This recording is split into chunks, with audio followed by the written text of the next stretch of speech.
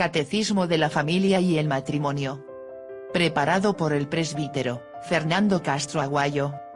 Presentación. Un material doctrinal que recoge de manera muy fiel y bastante completa la doctrina de la Iglesia Católica, contenida tanto en la revelación como en el magisterio, relativa al matrimonio y la familia. Al ser presentado como catecismo y por tanto, como un compendio doctrinal dirigido a la comprensión de la generalidad de la gente, se aleja de las opiniones o de cuestiones discutibles, para ofrecer solo aquello que el pueblo católico debe tener en cuenta como doctrina y como guía segura en cuestiones tan delicadas y en la sociedad actual debatidas, como es lo relativo a familia, amor y sexualidad. Creemos que como futuro de los difíciles momentos por los que ha pasado la institución familias y el matrimonio, consecuencia de los rápidos cambios socioculturales y de la imposición de la cultura hedonista, han ido igualmente surgiendo, como respuesta cristiana, desde diversas partes de la Iglesia, múltiples publicaciones y nuevas experiencias pastorales que nos revelan la presencia siempre activa del Espíritu Santo. Todo esto hace que en el campo de la investigación pastoral y catequesis sobre la familia, se vaya atesorando un rico material doctrinal del cual ciertamente el presente trabajo podrá ser material utilísimo de estudio y consulta no solo para las familias, sino también para los agentes de pastoral familiar. Un catecismo para la familia y sobre la familia era una necesidad. Sentíamos que cada día que avanzaba, bajo la permanente presión de una nueva cultura, se nos iba desdibujando la imagen misma de la familia y oscureciendo el concepto mismo de verdad. Tarea bien difícil para los jóvenes es descubrir en medio de tanta tiniebla un camino que les pueda garantizar la existencia de una verdad de la que la Iglesia es maestra y garante, relativa a un diseño divino sobre el hombre, sobre la familia, sobre el uso de la sexualidad humana y sobre la tarea de la familia en el futuro mismo de la sociedad. Particularmente para la familia, la presente publicación será sumamente útil. Es una tarea que en ningún momento puede ser descuidada por los padres, porque les compete como responsabilidad específica, la de educar a sus hijos en los valores humanos y cristianos indispensables para su futuro como personas y como cristianos. Aunque el presente trabajo no es una guía para el uso de los padres en la difícil tarea de educar para el matrimonio y para la vida de familia, los contenidos doctrinales propios de un catecismo y la disposición sistemática de los mismos les será de gran ayuda a la hora de ofrecerles respuestas precisas y seguras. El Departamento de Familia agradece inmensamente este servicio a la pastoral familiar y al mismo tiempo recomienda y agradece a los agentes de pastoral familiar, tanto a los secretarios diocesanos como de los movimientos de familia, el uso y la difusión de este valioso instrumento que viene oportunamente al auxilio de una institución que todos queremos cada día más fuerte y garante de una sociedad futura estable y armónica. Quiera Dios que este catecismo del matrimonio y la familia ayude a padres de familia, educadores y responsables de la pastoral familiar en la importante tarea que nos ha sido encomendada al servicio de la familia y de toda la sociedad, que en la familia tiene su fundamento. Monseñor Ramón Linares. Introducción. 1. El plan de Dios sobre la familia. ¿Qué enseña la Iglesia sobre la familia? La Iglesia enseña que la familia es uno de los bienes más preciosos de la humanidad. ¿Por qué es un bien tan precioso? La familia es un don tan precioso porque forma parte del plan de Dios para que todas las personas puedan nacer y desarrollarse en una comunidad de amor, ser buenos hijos de Dios en este mundo y participar en la vida futura del reino de los cielos. Dios ha querido que los hombres, formando la familia, colaboren con Él en esa tarea. ¿Dónde están revelados los planes de Dios sobre el matrimonio y la familia? En la Sagrada Escritura la Biblia se narra la creación del primer hombre y de la primera mujer. Dios los creó a su imagen y semejanza, los hizo varón y mujer, los bendijo y les mandó crecer y multiplicarse para poblar la tierra, Génesis 1:27. Y para que esto fuera posible de un modo verdaderamente humano, Dios mandó que el hombre y la mujer se unieran para formar la comunidad de vida y amor que es el matrimonio, Génesis 2:19 al 24. ¿Qué beneficios trae formar una familia como Dios manda? Cuando las familias se forman según la voluntad de Dios, son fuertes, sanas y felices, hacen posible la promoción humana y espiritual de sus miembros, contribuyendo a la renovación de toda la sociedad y de la misma Iglesia. ¿Cómo ayuda la Iglesia a los hombres para que conozcan el bien de la familia? La Iglesia ofrece su ayuda a todos los hombres recordándoles cuál es el designio de Dios sobre la familia y el matrimonio. A los católicos corresponde de modo especial comprender y dar testimonio de las enseñanzas de Jesucristo en este campo. ¿Cómo es posible realizar plenamente el proyecto de Dios sobre el matrimonio y familia? Solo con la ayuda de la gracia de Dios, viviendo de verdad el Evangelio, es posible realizar plenamente el proyecto de Dios sobre el matrimonio y la familia. ¿Por qué hay tantas familias rotas, o con dificultades? ¿Por qué a veces parece tan difícil de cumplir la voluntad de Dios sobre el matrimonio? Adán y Eva pecaron desobedeciendo a Dios y desde entonces todos los hombres nacen con el pecado original. Este pecado y los que comete cada persona hacen difícil conocer y cumplir la voluntad de Dios sobre el matrimonio. Por eso Jesucristo quiso venir al mundo, para redimirnos del pecado y para que pudiéramos vivir como hijos de Dios en esta vida y alcanzar el cielo. Hace falta la luz del Evangelio y la gracia de Cristo para devolverle al hombre, y también al matrimonio y a la familia, su bondad y belleza originales.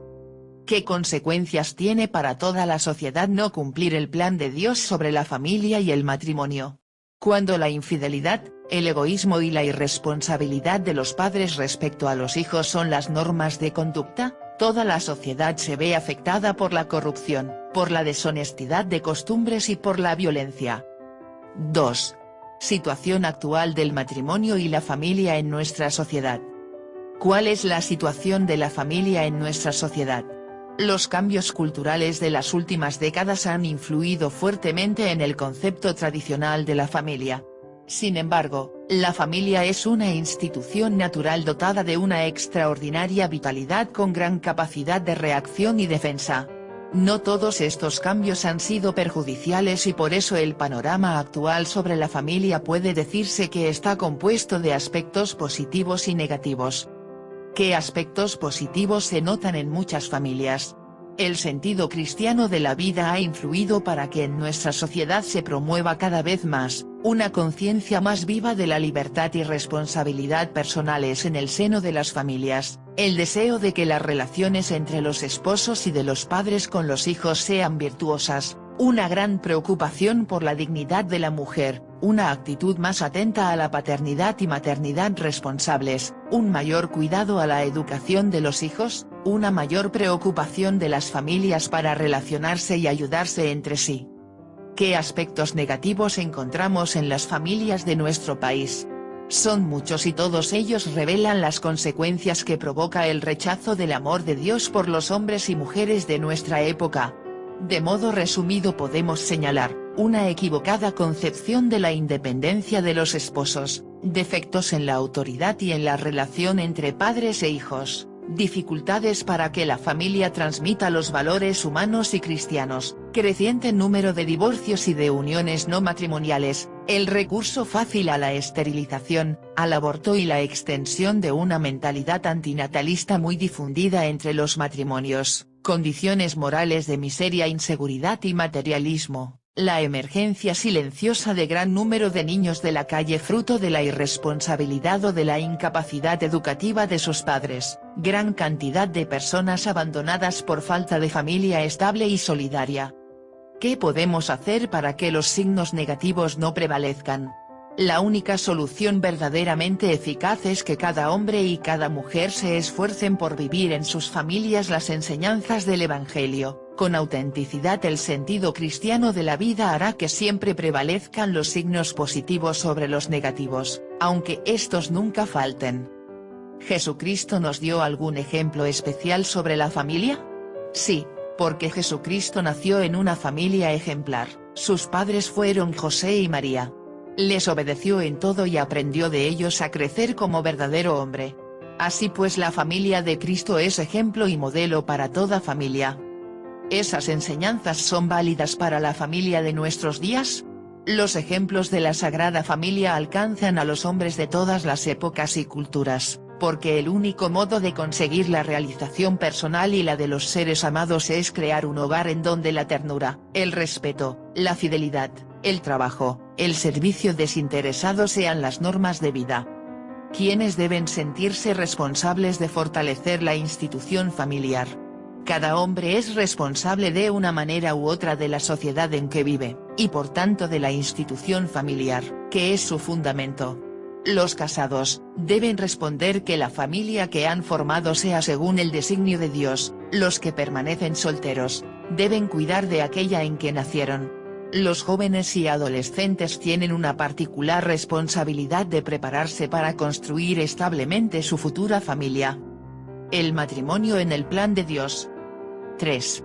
El matrimonio obra de Dios. ¿Cuál es el origen del matrimonio? El matrimonio ha sido establecido por Dios. La Biblia enseña que Dios, después de haber creado a Adán, dijo: "No es bueno que el hombre esté solo. Hagámosle una compañera a él", Génesis 2:18, y añade: "Por eso dejará el hombre a su padre y a su madre y se unirá a su mujer, y vendrán a ser los dos una sola carne", Génesis 2:24. Así quedó fundada en el inicio de la humanidad el matrimonio.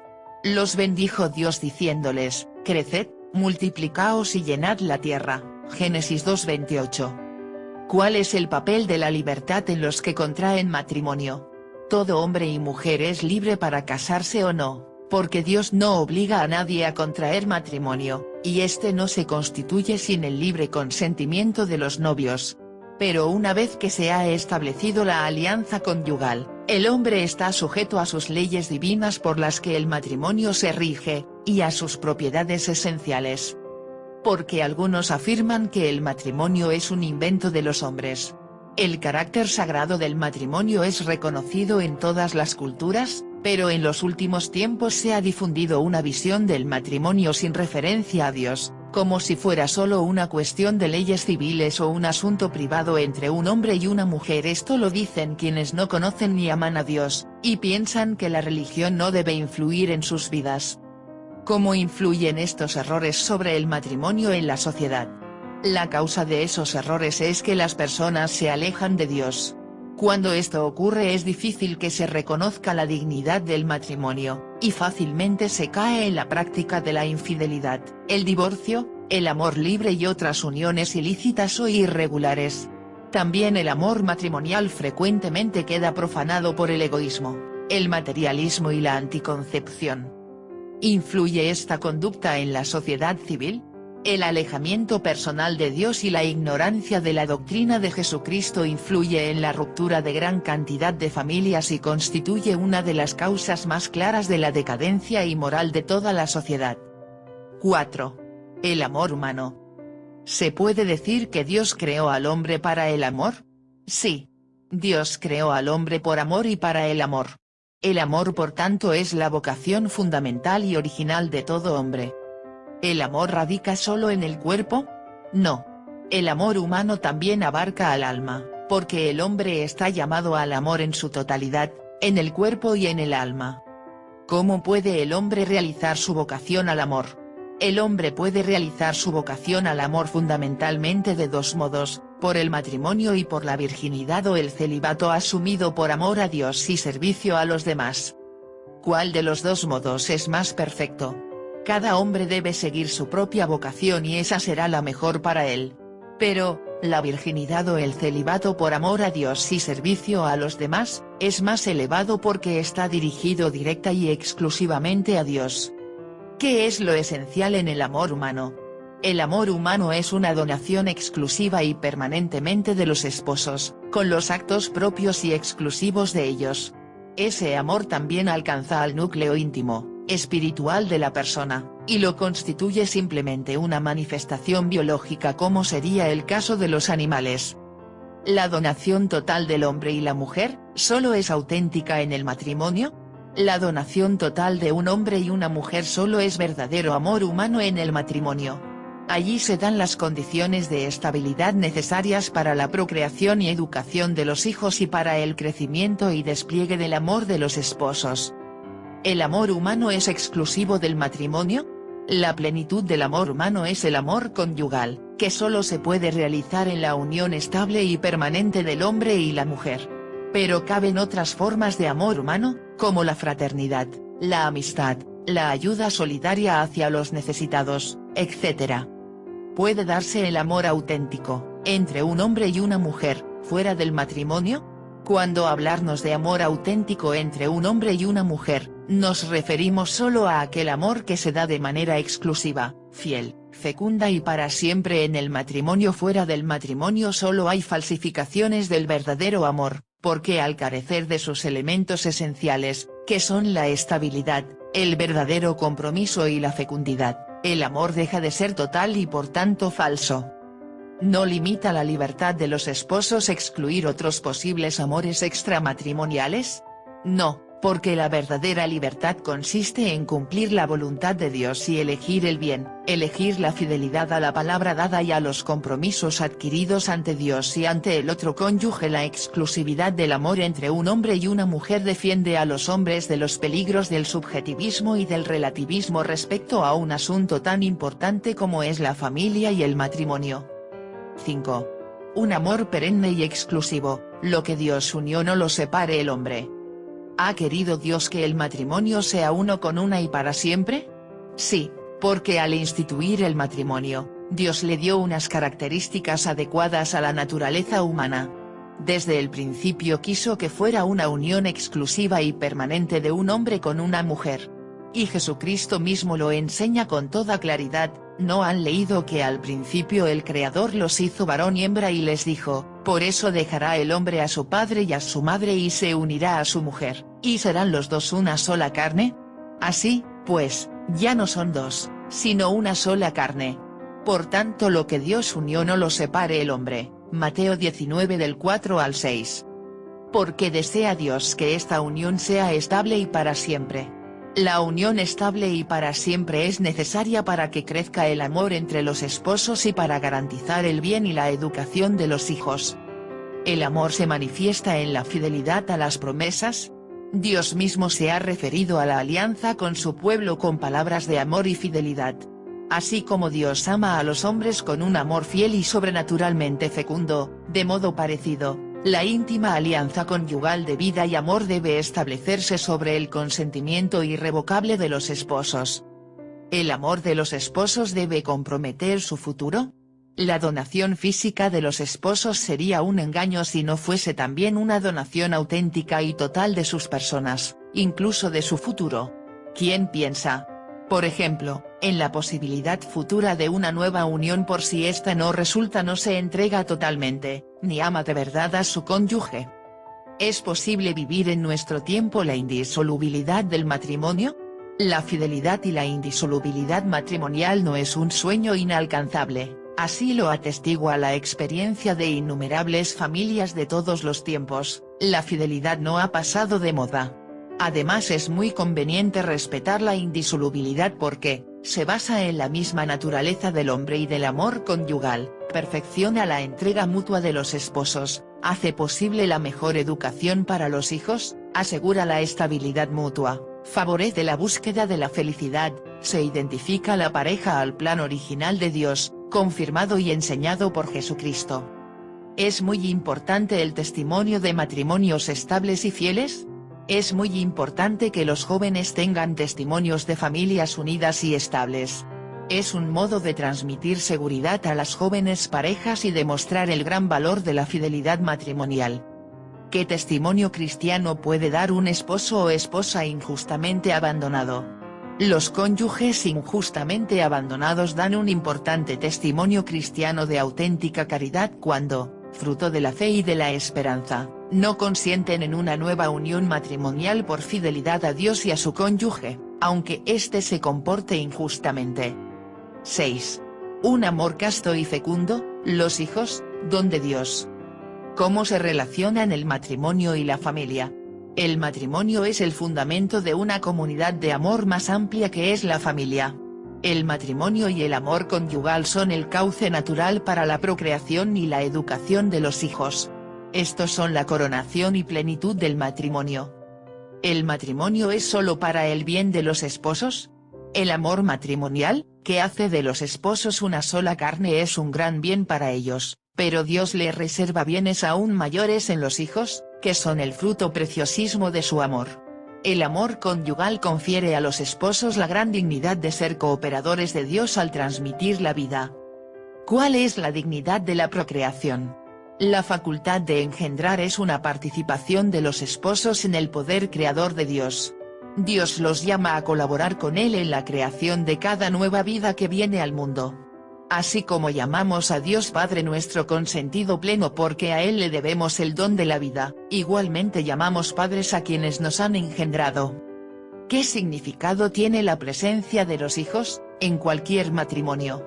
Los hijos son signo viviente del amor de los esposos, porque la autenticidad del amor conyugal lleva consigo que su mutua entrega esté abierta a la transmisión de la vida. También son un don excelente de Dios, que manifiesta así su bendición al amor de los esposos. ¿Qué responsabilidad tienen los padres ante Dios por sus hijos? Cada hijo supone una gran responsabilidad de los padres porque deberán colaborar con Dios en la tarea de hacerlos no solo buenos ciudadanos en la tierra, sino también ciudadanos del cielo. Esto también se aplica a los hijos engendrados fuera del matrimonio, respecto a los cuales los padres tienen graves obligaciones de justicia. ¿Qué es la castidad matrimonial? La castidad matrimonial consiste en el recto uso de la sexualidad en el matrimonio. Es una virtud que ayuda a conservar la juventud del amor en cualquier etapa de la vida. No existe un amor humano auténtico si los esposos no respetan el misterio de la sexualidad y lo orientan hacia la fecundidad y la mutua entrega. Cuando la sexualidad se pervierte, la intimidad se destroza y los esposos desvirtúan y degradan las manifestaciones más íntimas de su amor. ¿Qué es la paternidad responsable? Los padres, conscientes de su gran responsabilidad ante Dios y ante la sociedad, deben decidir en conciencia el número de hijos que pueden tener y educar según sus circunstancias personales. En muchos casos, esta decisión les llevará a planificar su familia con generosidad, porque pueden mantener y sacar adelante una familia numerosa, y en otras a limitarla por motivos graves e importantes, económicos, de salud, etc. ¿Qué deben hacer los matrimonios que temen tener más hijos? Los esposos que temen tener más hijos deben examinar en la presencia de Dios los motivos de este temor. Puede haber circunstancias en que un nuevo hijo sea peligroso para la salud de la madre, o motivo de dificultades económicas, etc., que hagan aconsejable distanciar o incluso evitar definitivamente un nuevo embarazo. Pero también deben estar atentos para que en sus vidas no se introduzca la comodidad o el egoísmo, que terminarían afectando gravemente el amor de su matrimonio e incluso su estabilidad. Nunca deben olvidar que el mayor bien para los esposos, junto con la fidelidad, es transmitir la vida y los demás valores humanos y cristianos. ¿Qué deben hacer los esposos cuando en conciencia, y fruto de una prudente valoración, estiman que deben distanciar temporal o definitivamente los hijos? Por motivos graves los esposos pueden abstenerse de tener relaciones sexuales durante los días fértiles del ciclo femenino. En la actualidad, estos días se pueden saber con gran precisión usando los métodos de control natural de la ovulación que toda mujer puede y debe conocer. La abstinencia periódica de relaciones sexuales es natural en todo matrimonio y a veces viene dada por las mismas circunstancias de la vida, trabajo exigente, enfermedades, viajes, afanes comunes en la educación de los hijos, etc. Para una persona honesta, ¿cuáles son los modos inaceptables del control de la fertilidad? Son aquellos métodos que artificialmente privan al acto conyugal de la posibilidad de ser fecundo, como la esterilización anticonceptiva, el uso de aparatos intrauterinos, sustancias espermicidas, píldoras anticonceptivas, preservativos, etc. La enseñanza de la Iglesia ha sido siempre que los actos propios de los esposos deben estar abiertos a la vida. Particular gravedad tiene el crimen del aborto, donde las personas responsables de cuidar al niño, la madre, los médicos, la autoridad pública, son quienes le privan de la vida. ¿Los esposos pueden usar estos métodos antinaturales para evitar los hijos? Esos métodos antinaturales para evitar los hijos son objetivamente contrarios al plan de Dios. Aunque existan graves motivos para evitar un nuevo nacimiento, los esposos que recurren a estos métodos antinaturales para evitar los hijos ofenden gravemente a Dios. ¿Por qué es una ofensa a Dios usar los métodos anticonceptivos artificiales? Los actos conyugales son, por querer de Dios, el modo de expresar el amor de los esposos y a la vez cauce para transmitir la vida. Es antinatural separar estos fines propios del acto conyugal, desvirtuándolo, que es precisamente la acción propia de esos procedimientos anticonceptivos. Por eso, tan ilícito es buscar la unión de los esposos suprimiendo artificialmente la fertilidad como lograr la fertilidad artificialmente mediante la fecundación in vitro, por ejemplo, evitando la unión de los esposos. ¿Qué diferencia hay entre practicar la anticoncepción por métodos artificiales o practicar la abstinencia de relaciones en los días fértiles? No es lo mismo. La diferencia está en que, cuando los esposos se abstienen de tener relaciones en días fértiles, respetan lícitamente los ritmos de fertilidad que Dios mismo ha creado naturalmente, en la mujer. En cambio, en la anticoncepción se abusa de la sexualidad destruyendo la fertilidad masculina o femenina, y desvirtuando el acto conyugal al separar su significado amoroso de su significado procreador. ¿Por qué, a algunas personas, les parecen excesivas las exigencias de la moral conyugal? Dios no pide imposibles.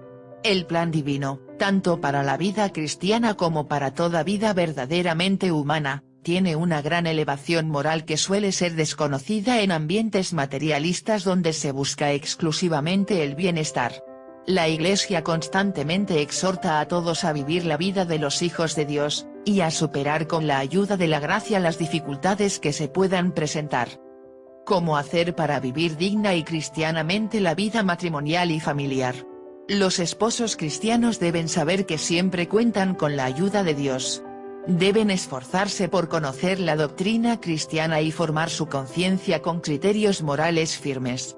Y deben acudir a la oración y a los sacramentos para fortalecer su voluntad y poder vivir las exigencias de su vida matrimonial.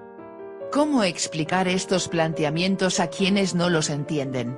A estas personas hay que recordarles que en estos planteamientos sobre la vida familiar y matrimonial está la clave de la verdadera felicidad en su hogar. La verdad nos hace libres y felices. El orden moral revelado por Dios nunca es algo mortificante ni angustioso, sino que es una gran propuesta del Creador, que la Iglesia transmite a los hombres de todos los tiempos, para que puedan vivir de modo acorde con su dignidad. ¿Qué pueden hacer los esposos cristianos en favor de otras familias? Los esposos cristianos pueden ayudar mucho a otras familias si, junto al testimonio vivo de su propio hogar, difunden los argumentos humanos y sobrenaturales sobre la estabilidad del matrimonio y la paternidad responsable como el fundamento necesario para la felicidad de toda la familia. 7. La vocación matrimonial. ¿Qué significado tiene el matrimonio cristiano? El matrimonio expresa el amor de Dios por su pueblo, que es la Iglesia. Así como Cristo se entregó en sacrificio por amor a la Iglesia y permanece eternamente fiel a ella, del mismo modo los esposos se entregan uno al otro totalmente, imitando el amor de Cristo. ¿Es un bien recibir el sacramento del matrimonio? Es un gran bien recibir el sacramento del matrimonio en el caso de los bautizados, porque es el único modo de santificar el amor humano entre el hombre y la mujer. ¿Qué bienes comunica el matrimonio a los esposos? El Señor infunde su gracia en los corazones de los esposos para que cumplan los deberes propios de su estado, la fidelidad a sus promesas, la procreación y educación de sus hijos, el sostenimiento mutuo en medio de las alegrías y dificultades de su vida. ¿Hay algo especial en el matrimonio entre los bautizados? El matrimonio entre los bautizados es uno de los 7 sacramentos que instituyó Jesucristo. Esto quiere decir que es un camino de santidad. Dios llama a los esposos a que ganen el cielo santificándose en su matrimonio y en su vida familiar. Saber que el matrimonio es una vocación divina ayuda a defenderlo y a valorarlo adecuadamente respondiendo con generosidad a la voluntad de Dios. ¿Están casados un hombre y una mujer bautizados, que viven juntos y no han recibido el sacramento del matrimonio? Puede que estén casados ante el juez por el matrimonio civil, pero no lo están delante de Dios. Aunque en el lenguaje común se dice que están casados, realmente no lo están porque entre los cristianos el amor matrimonial solo recibe la bendición de Dios y se confirma con el sacramento del matrimonio. ¿Qué deben hacer las personas que estén en esa situación? Un hombre y una mujer que siendo católicos estén viviendo juntos y quieran seguir viviendo así para siempre, deberían hablar con el párroco o sacerdote católico más cercano y exponerle su situación y procurar santificar su hogar con el sacramento del matrimonio. Si quisieran celebrarlo, no deben temer el pequeño desembolso económico que suponga la celebración, ni preocuparse aunque lleven muchos años viviendo así, incluso con hijos mayores, o de otras uniones anteriores no sacramentales. Lo importante es que su hogar y su amor quede santificado y ellos tengan la conciencia de haber cumplido la voluntad amorosa de Dios. Tiene mérito que un hombre y una mujer, aunque no hayan recibido el sacramento del matrimonio, vivan juntos guardándose fidelidad. Esa conducta tiene valor ejemplar. La fidelidad es un gran valor humano y una gran virtud que hace posible el despliegue auténtico de la personalidad y la felicidad familiar. Sin embargo, si ese hombre y esa mujer que viven juntos son católicos, su fe y amor a Dios deben llevarlos, siempre que sea posible, a santificar su hogar con el sacramento del matrimonio. Porque algunos tienen miedo de recibir el sacramento del matrimonio. Algunas parejas que se guardan fidelidad, temen que si reciben el sacramento del matrimonio, el cónyuge va a sentirse seguro de poseer al otro y que eso puede ser el comienzo de problemas en su matrimonio. Sin embargo, deben saber que ese temor es infundado cuando hay verdadero amor, ya que el amor de los esposos y el sacramento que santifica su hogar es el principio de la bendición de Dios para su familia. ¿Cómo se puede ayudar a estas personas a salir de su equivocación? Estas personas deben saber que el sacramento del matrimonio bendice el amor ya existente entre los esposos, les da fuerzas para vivirlo, y reciben la ayuda divina y la bendición de Dios para santificarse en su vida matrimonial. El plan de Dios sobre la familia. 8. Misión de la familia. ¿Cuál es la misión de la familia? La familia tiene la misión de revelar, custodiar y comunicar el amor. Ese amor es el reflejo del amor de Dios a los hombres y del amor de Cristo a su Iglesia. Solo en un ambiente amoroso puede el hombre aprender a desplegar plenamente su personalidad y alcanzar la meta que Dios propone a todo hombre, la santidad. La familia es el medio querido por Dios para que los hombres colaboren ordenadamente en su decreto creador y salvador. ¿Cuál es la dignidad de la familia? Por su misión, por su origen y por su naturaleza es muy grande la dignidad de la familia. En el plano meramente natural, por voluntad expresa de Dios, es el fundamento de la sociedad y por eso merece especial solicitud por parte de la autoridad civil. Pero además, es parte del fundamento de la Iglesia y uno de los medios querido por Dios para realizar su crecimiento. ¿Cuál es la fuerza que unifica a la familia? La fuerza que unifica a la familia es el amor. El amor es mucho más que un sentimiento. Los sentimientos son pasajeros, y están relacionados con factores físicos, biológicos y emocionales que son cambiantes. El verdadero amor es estable, permanente y sacrificado. Es el amor lo que convierte la mera convivencia en vida familiar. ¿Cómo es el verdadero amor? El verdadero amor abarca la totalidad de la persona, tiende a hacer a los esposos un solo corazón y una sola alma, Hechos 4:32, es fiel y exclusivo hasta la muerte, es fecundo, es abnegado. Es fruto de la caridad, 1 Corintios 13. Y debe crecer continuamente. ¿Cómo se entiende el amor de los esposos desde una perspectiva cristiana? Los esposos deben quererse con un amor que también sea sobrenatural, porque se ven como un don de Dios del uno para el otro y porque se reconocen mutuamente como hijos de Dios. De este modo también en el matrimonio se puede vivir el culmen de la perfección que es la caridad. ¿Cómo realiza la familia su misión? La familia realiza su misión principalmente en 4 áreas. A. Formando una comunidad de personas. B. Estando al servicio de la vida. C. Participando en el desarrollo de la sociedad. D. Participando en la vida y misión de la Iglesia. 9. Formar una comunidad de personas. A. La armonía familiar.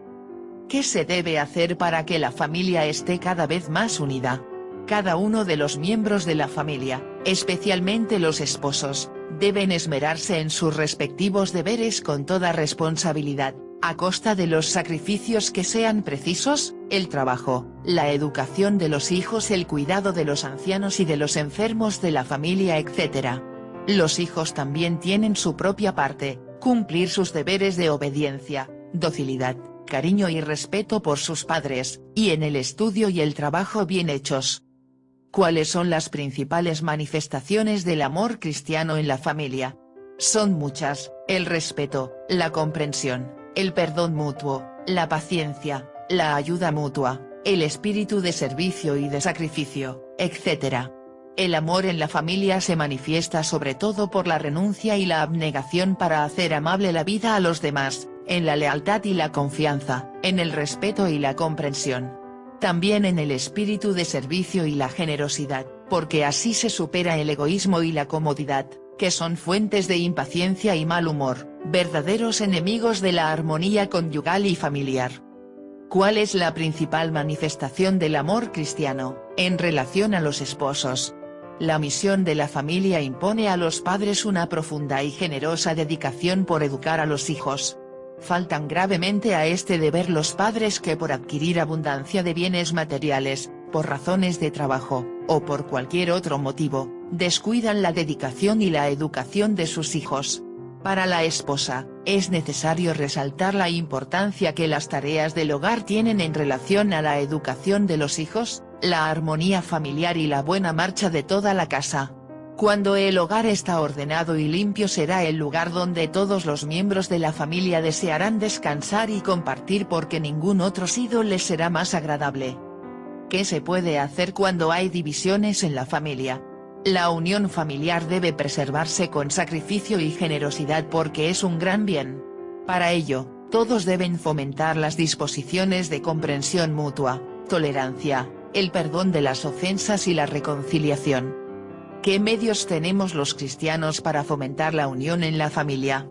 Además de los dichos anteriormente, se pueden señalar: la oración, acudir al sacramento de la confesión para buscar la reconciliación con Dios, y la recepción frecuente y con las debidas disposiciones del sacramento de la Eucaristía, fuente de amor y de unidad. ¿Es causa de división, en el seno de la familia, considerar a la mujer inferior al hombre? Sí, porque en la familia y en el matrimonio tanto la mujer como el hombre tienen un papel principal e igualmente importante, con las características propias de cada sexo. ¿Qué puesto tiene la mujer en la familia? La mujer tiene un puesto esencial en la familia, de ella depende en gran parte la educación de los hijos, la transmisión de la fe, la armonía familiar y el tono y la marcha de todo el hogar. No son cristianas las posturas machistas que pretenden relegar a la mujer a un nivel inferior al esposo. La Iglesia ha puesto de relieve en numerosas ocasiones la dignidad de la mujer. B. La dignidad de la mujer. ¿Tienen igual dignidad la mujer y el varón? En nuestro tiempo ha crecido significativamente la conciencia de la igual dignidad de la mujer, adecuada promoción, y del varón, aunque en la práctica muchas veces se la desconoce y violenta. La adecuada promoción de la mujer exige que sea reconocido públicamente, entre otras cosas, el valor insustituible de su función materna y familiar. La sociedad debe estructurarse de tal manera que las esposas y madres no sean de hecho obligadas a trabajar fuera de su casa. ¿Qué se opone a la dignidad de la mujer? Se oponen las actitudes machistas y la frecuente mentalidad que ve a la mujer como una cosa objeto de compraventa, al servicio de intereses egoístas y como instrumento de placer. La primera víctima de esa mentalidad es la misma mujer. Estas actitudes también producen frutos muy negativos, especialmente en los niños y en los adolescentes. ¿Qué actitud debe tener el varón en el hogar? Debe tener una actitud de respeto y consideración por su mujer, asumir su papel insustituible en la educación de sus hijos, evitar un excesivo autoritarismo, y dar testimonio de vida cristiana más con su ejemplo que con sus palabras. ¿Cómo puede la mujer fomentar el reconocimiento de su dignidad ante los demás? Lo hace cuando se comporta con la sencillez y la elegancia que proporciona el pudor y el recato. Si su modo de vestir, su comportamiento y sus palabras son verdaderamente femeninos, contribuirá significativamente a elevar el tono humano de quienes la rodean.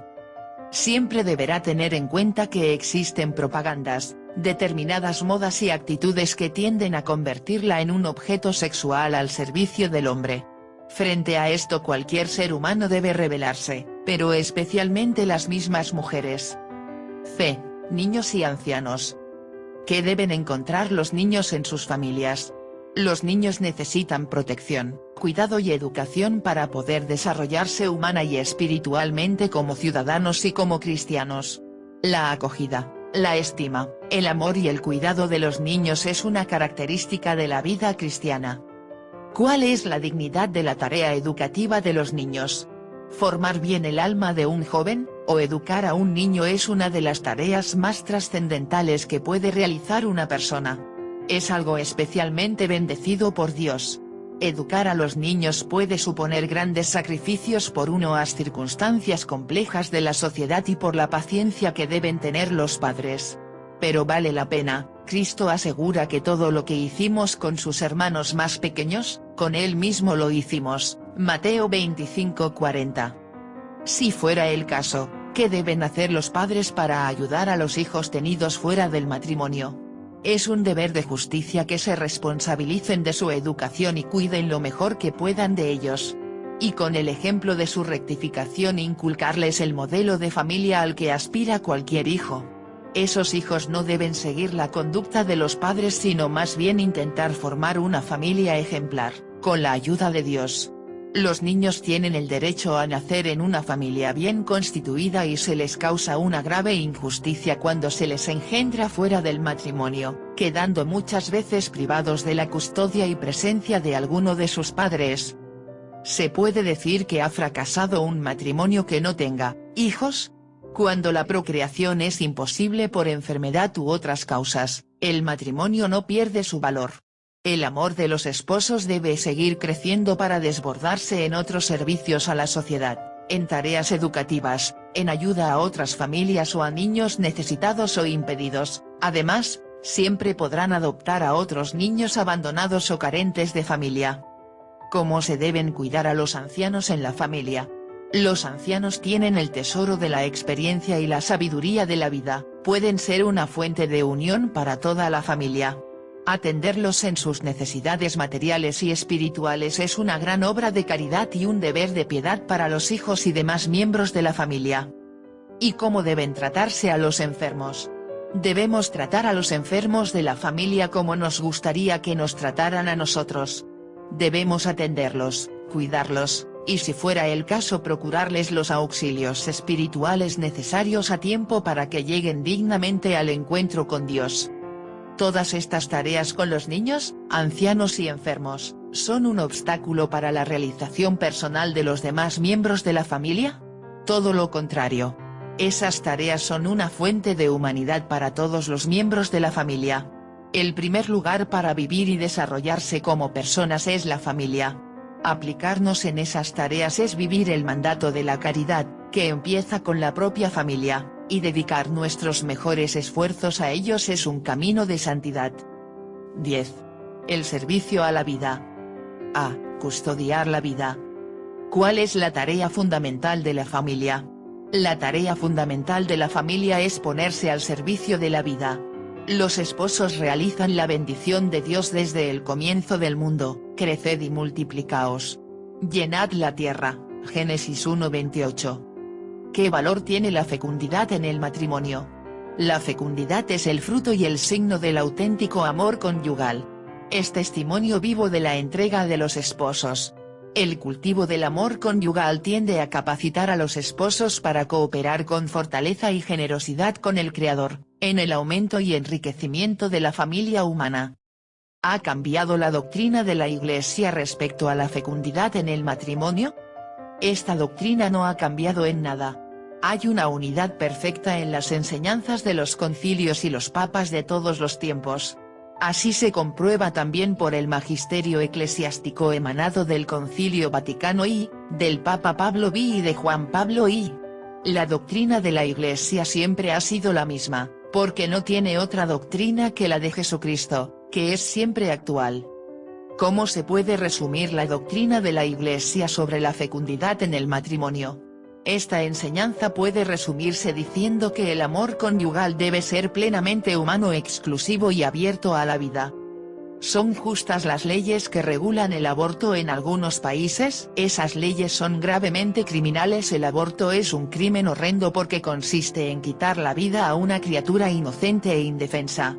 Este crimen se hace aún más grave por el hecho de que lo autorizan y realizan justamente aquellas personas que debieran cuidar al niño, sus padres, los médicos, los legisladores, las autoridades. Ese pecado se agrava además porque esas criaturas son privadas del bautismo y de otros dones sobrenaturales. ¿Se puede provocar el aborto para evitar que nazca un niño anormal? Nunca es lícito privar de la vida a un inocente. Eliminar a un niño enfermo en un acto criminal e inhumano y un fracaso de la medicina. Solo Dios es dueño de la vida. No se puede dar la muerte a una criatura por el hecho de que sea enfermo o se sospeche alguna anormalidad. Es una gran injusticia. A veces se dice que hay que procurar el aborto para salvar la vida de la madre. ¿Qué se debería hacer en esos casos? La medicina cada día está más adelantada. El deber de los médicos es intentar salvar la vida de ambos. No es lícito nunca matar a un niño directamente para salvar la vida de la madre. Si en el esfuerzo por salvar ambas vidas falleciera la madre o el hijo, no habría ningún delito. Se pueden tomar medicinas o realizar operaciones que puedan causar indirectamente la muerte de un niño no nacido. En enfermedades graves, si no hay otro tratamiento, es lícito tomar medicinas que pudieran causar accidentalmente algún daño o la muerte al feto, siempre que no se busque directamente ese efecto. Se trata de casos muy excepcionales sobre los que conviene aconsejarse preguntando siempre al sacerdote y a médicos católicos experimentados y con doctrina segura. ¿Se pueden tomar productos o seguir tratamientos que causen la esterilidad? En algunos casos, por razones de enfermedad, pueden necesitarse medicinas o tratamientos médicos o quirúrgicos que causen la esterilidad temporal o perpetua.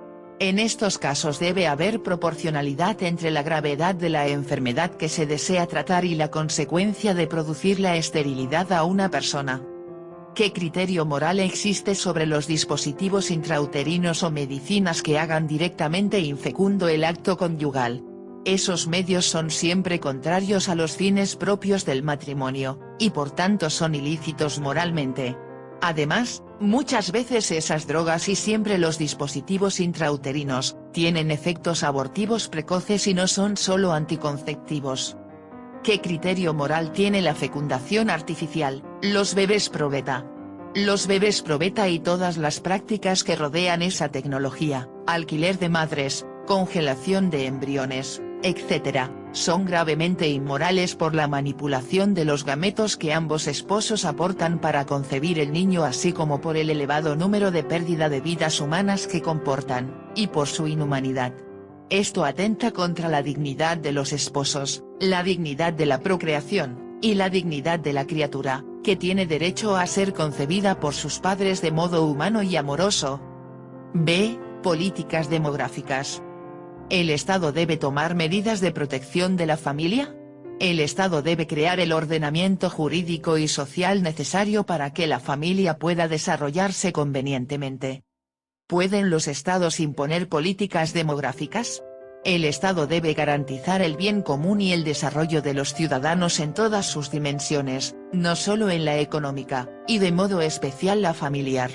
En este sentido puede dar orientaciones demográficas siempre que respete el ordenamiento propio de la familia y la dignidad de cada persona. ¿Existen en la actualidad políticas demográficas que atenten contra los derechos y la dignidad de las personas? Como han señalado los obispos, en Latinoamérica existe un imperialismo anticonceptivo que promueve campañas descaradas de control de la natalidad y esterilización. En numerosos países hay leyes que permiten el aborto y el infanticidio.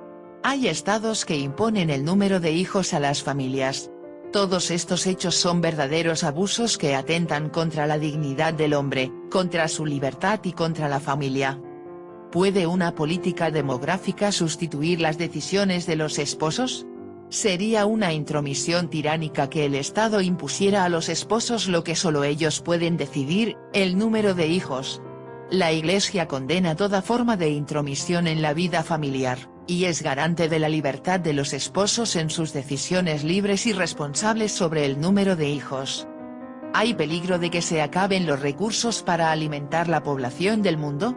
No está demostrado que el crecimiento de la población sea un peligro para el resto de la humanidad. Quienes así piensan adoptan una actitud egoísta en la medida que quieren privar a otros, de los bienes de la creación que ellos disfrutan. La experiencia de la historia demuestra que el crecimiento de la población estimula y fomenta el progreso humano, aún en los aspectos económicos. ¿Qué hacer para adecuar el desarrollo del mundo al plan de Dios? El mundo será más humano y cristiano en la medida en que cada uno acoja en su corazón el mensaje del Evangelio. La fidelidad a la doctrina sobre la familia y el matrimonio, según la enseñanza de Jesucristo y de la Iglesia, es uno de los aspectos básicos para poder edificar una sociedad verdaderamente justa y humana. 11. La participación en el desarrollo de la sociedad. A. Principales derechos de la familia. ¿Qué servicios presta la familia a la sociedad? Además del servicio a la vida, de la educación de los hijos y ser escuela de amor, la familia debe producir en la sociedad abundantes frutos de caridad, unión, servicio, fraternidad.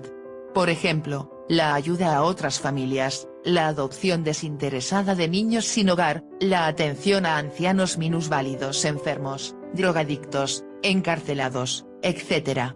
La familia además es escuela de trabajo desinteresado y vínculo entre las generaciones. En el plano político, ¿qué pueden hacer las familias? Las familias deben ser las primeras en procurar que las leyes y las instituciones del Estado sostengan y favorezcan positivamente los derechos y los deberes de la familia. ¿Qué derechos deben garantizar el Estado a las familias? Todo Estado debe garantizar a las familias los siguientes derechos: a existir y progresar como familia, a ejercitar su responsabilidad en la transmisión de la vida, a educar a los hijos a la intimidad de la vida familiar, a la estabilidad del vínculo matrimonial, a creer, profesar y difundir su propia fe, a educar conforme a sus propios valores religiosos, culturales, etc., a la seguridad física, social, política y económica, a la vivienda adecuada y digna, a la libertad de expresión, a crear asociaciones de familia, a proteger a los menores contra las drogas, el alcoholismo, la pornografía, etc., al descanso y al tiempo libre que favorezca los valores familiares, a una vida y muerte dignas para los ancianos, a emigrar libremente. ¿Qué actitud debe tener el Estado frente a la familia? El Estado debe garantizar los derechos de las familias y fomentar y favorecer sus legítimas iniciativas.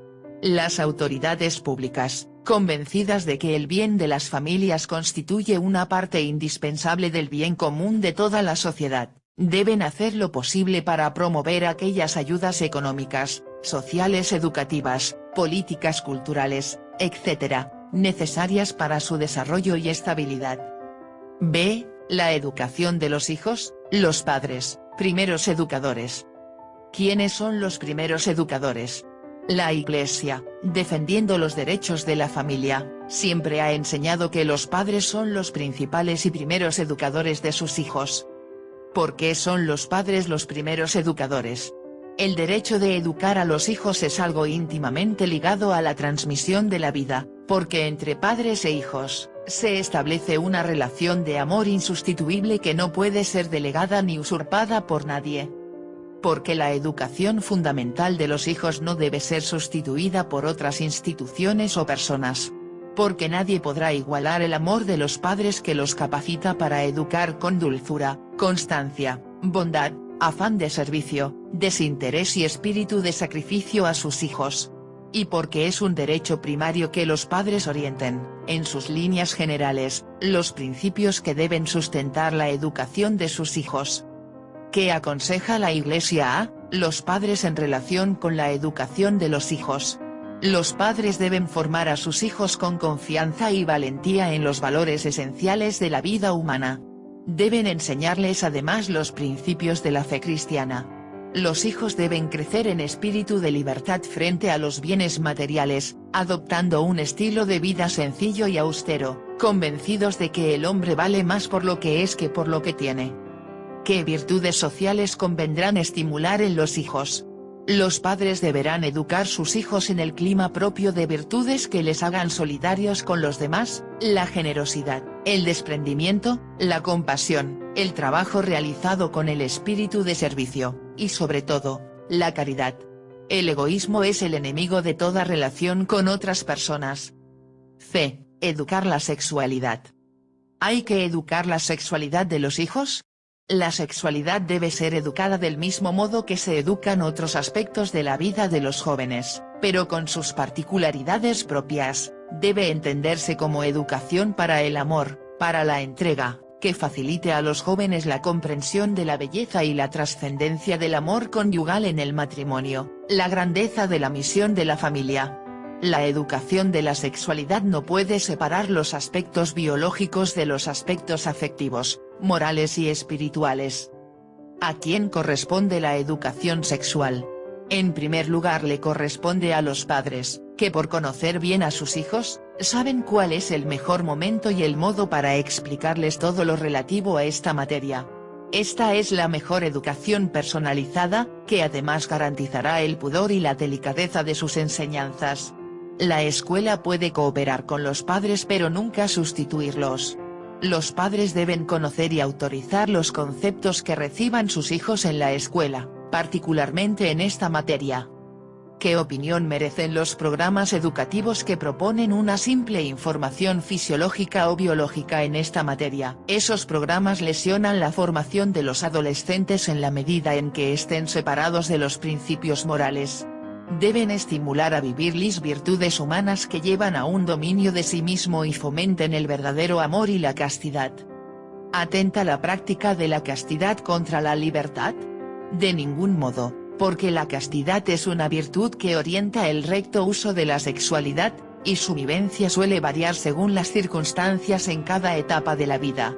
En la adolescencia debe ser educada, ya que la corrupción de costumbres comienza frecuentemente por el abuso de la facultad de engendrar, que debe ser orientada hacia el amor, la vida y la fecundidad. De la misma manera que en otras materias los padres y los educadores no tratan a sus hijos o alumnos como animales, tampoco deben hacerlo en este tema. Plantear los aspectos relativos a la sexualidad separados de los valores específicamente humanos y cristianos, lleva a un comportamiento animal, indigno de la condición de hombres y mujeres. ¿Deben estar atentos los padres sobre estos aspectos de la educación sexual de los hijos? Sí, porque Dios les ha encargado la tarea de formar a sus hijos como hombres cabales y como cristianos. Descuidar este aspecto sería faltar a un grave deber y dejarlos, hoy en día, a merced del ambiente de libertinaje que se propaga en nuestro tiempo. 12. La participación en la vida de la Iglesia. A. Función religiosa de la familia. ¿Cuál es la misión de la familia en la Iglesia?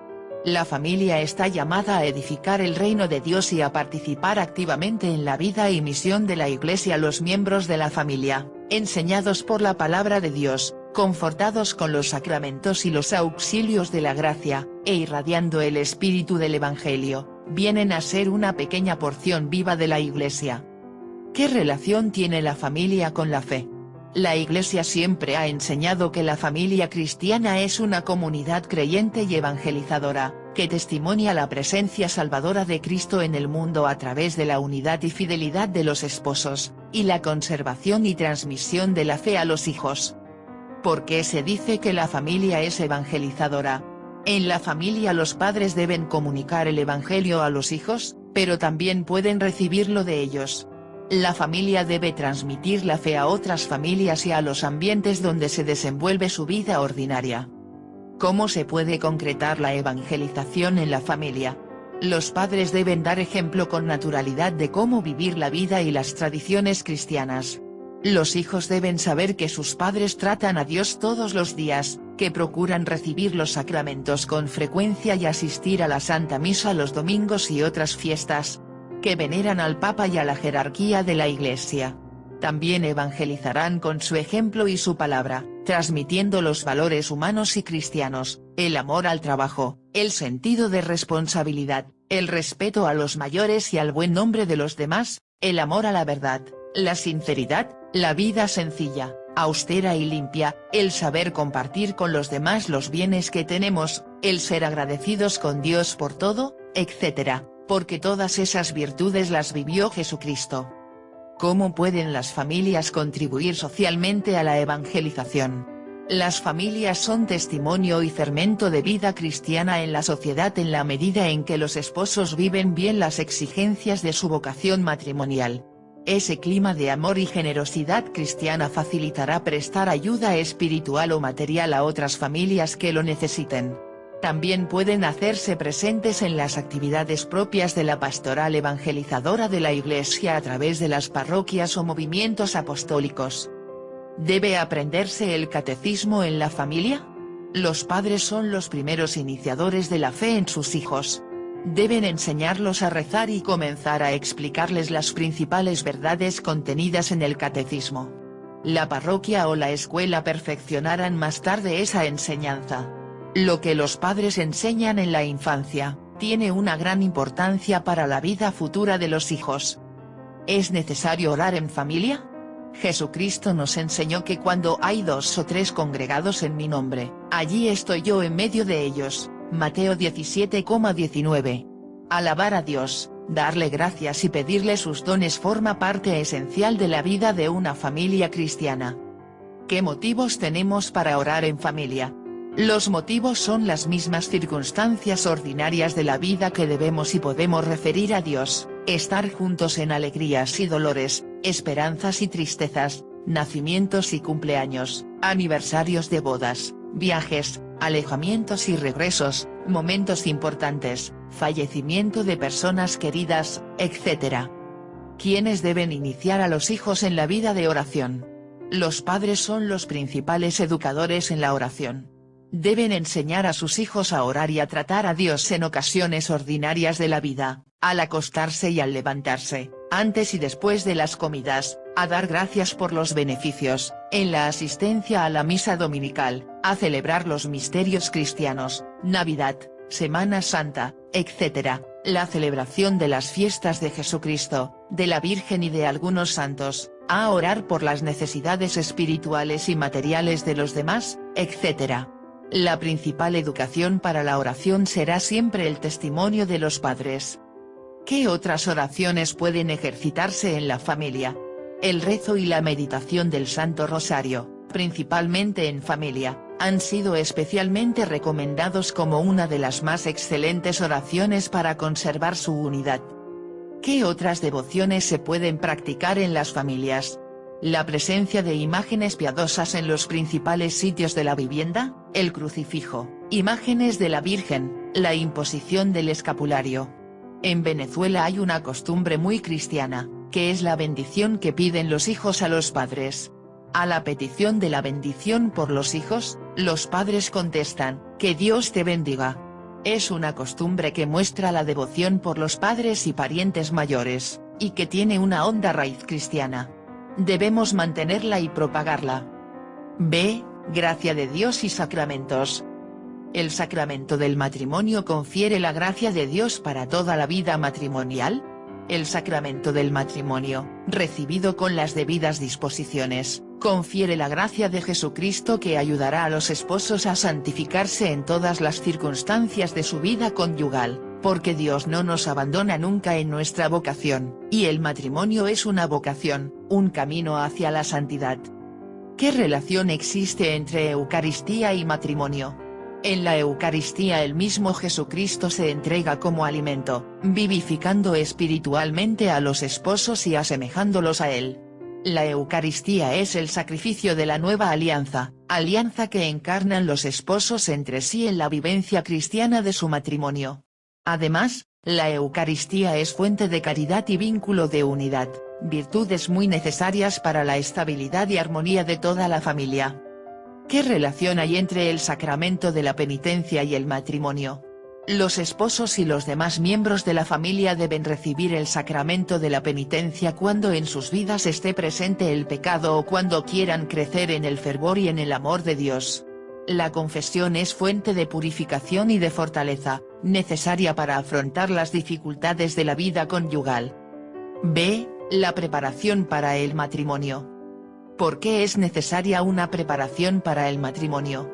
En otros tiempos la preparación para el matrimonio no era tan necesaria porque las jóvenes parejas se hallaban como protegidas por un ambiente naturalmente cristiano, que las defendía. En nuestro tiempo se ha dado un cambio cultura fuertemente opuesto al matrimonio y a los valores familiares, y es necesario que los jóvenes aprendan a defender y asumir con responsabilidad su compromiso matrimonial. La verdadera preparación al matrimonio se inicia en la propia familia, que es la primera formadora de los valores humanos y cristianos. Allí se inicia el conocimiento y el respeto de la dignidad del hombre y de la mujer y la grandeza del matrimonio y la familia. Durante el noviazgo debe continuar esa formación que permita a los novios cultivar el conocimiento mutuo y la aceptación y el respeto a las ideas, sentimientos y modos de ser del futuro cónyuge. ¿Qué otros aspectos abarca la preparación para el matrimonio? Esa preparación requiere un camino suficientemente largo para que los novios lleguen a la boda con la requerida disposición para la entrega total del uno al otro, que se perfeccionará después durante la vida conyugal. Si el noviazgo no persigue ese objetivo, las expresiones de intimidad que serían propias de los esposos, en el noviazgo son solo debilidades. Parte importante de la preparación para el amor conyugal y el matrimonio está en el respeto que los novios deben tenerse mutuamente. Ese respeto en el noviazgo abarca las ideas, los modos de ser, la intimidad, los cuerpos y los sentimientos. Ese respeto es una señal de verdadero amor, destinado a crecer y fortalecerse en el matrimonio. ¿Exige la Iglesia a los novios cierta preparación para recibir el sacramento del matrimonio? En muchos sitios la Iglesia pide a los novios que van a contraer matrimonio, que participen de un curso prematrimonial.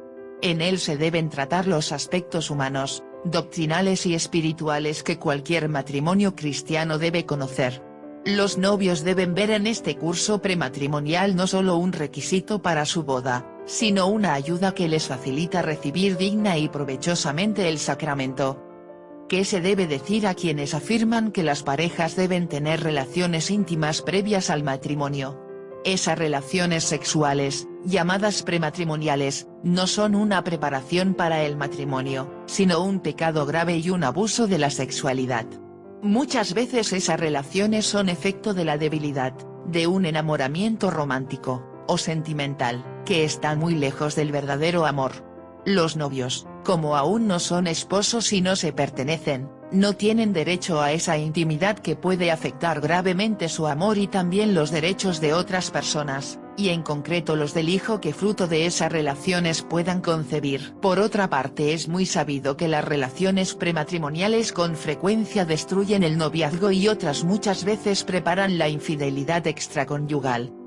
¿La preparación para el matrimonio que proporciona la Iglesia tiene otros motivos? A veces se acude al matrimonio con falta de libertad, o forzando una situación que requeriría un tiempo de prudente espera, que la preparación previa puede ayudar a discernir.